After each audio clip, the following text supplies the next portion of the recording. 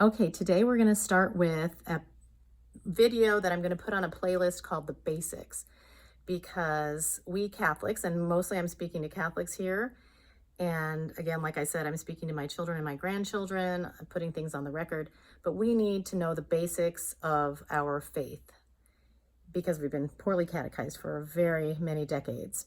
So today we're going to talk about the most basic thing, which is truth. What is it? And essentially, there are two different worldviews when it comes to truth. And one worldview is that truth is objective, meaning truth exists outside of ourselves. So whether or not I ever existed or you ever existed, truth still exists. And I don't have any say over what it is. I am not the arbiter of what is true or what is not true. And neither are you. So God is not only the author of truth, but God is truth. And Jesus said, I am the way, the truth, and the life. And so we're hardwired as mankind, humans, to seek truth. We are supposed to be truth seekers. We seek truth, we find truth, and we conform our lives to that truth. And that's difficult. And that's why life is very much a cross, because in this fallen world, we want our own way of doing things, and we don't want to conform our lives to an objective truth. And so that is the Christian worldview, is what is true is what is real, what conforms to reality. And we can't change that. We can simply accept it, recognize it, and adapt to the truth. And hopefully, when it comes to the moral law, which was set by God, we adapt our lives to it. We conform our lives to the moral law, and also the teachings of Christ, because he came to tell us the points of the creed, the things that we need to know about God, about his holy church, about the sacraments, about his mother, and different things. So we conform our lives to what is true. The other view is very popular today, and that is a subjective view of truth, which isn't actually correct, but it's what is most prevalent in this society. It's relativism, meaning you have your truth, I have my truth. We don't have to agree on truth. What essentially the world is saying is that my opinion is true. So they're conflating the words truth and opinion.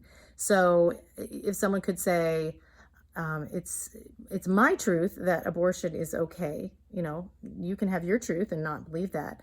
Well, they're basically giving you their opinion. They're saying it's their opinion that abortion is okay, but that is not objectively true at all. It does not conform to the truth and the moral law. So who holds to these subjective opinions of truth? Well, New Age is very subjective. Atheism is generally very subjective. Agnosticism, most Eastern religions, there's a lot of subjective truth, which is really just opinion based on feelings. So those two worldviews compete with each other. One is correct, that would be the Christian view, and the other needs to be rejected because it leads to very dangerous places. There is a perfect illustration of this that I love in scripture, and it is a very dramatic scene between Pontius Pilate and Jesus, and it is the Gospel of John, chapter 18 and verse 37. And Pilate, who is about to have Jesus killed, and this is Jesus' last day of life, they're having a conversation. And Pilate says to him, "So you are a king?" And Jesus answers, "Well, you say that I am a king. For this I was born, and for this I have come into the world, to bear witness to the truth. Everyone who is of the truth hears my voice." So right there, we should have our ears perk up, because we've got God himself, Jesus Christ, telling us, giving us his literal reason why he came into the world, why he became incarnate. And if God is telling you why he came to the world and is on his essential deathbed, we need to listen. And he says that he came into the world, he was born and came into this world to testify, to bear witness to the truth. and that if we are of the truth, if we are committed to the truth, we will hear his voice. This is in stark contrast to what Pilate replies. Pilate said back to him, "What is truth?"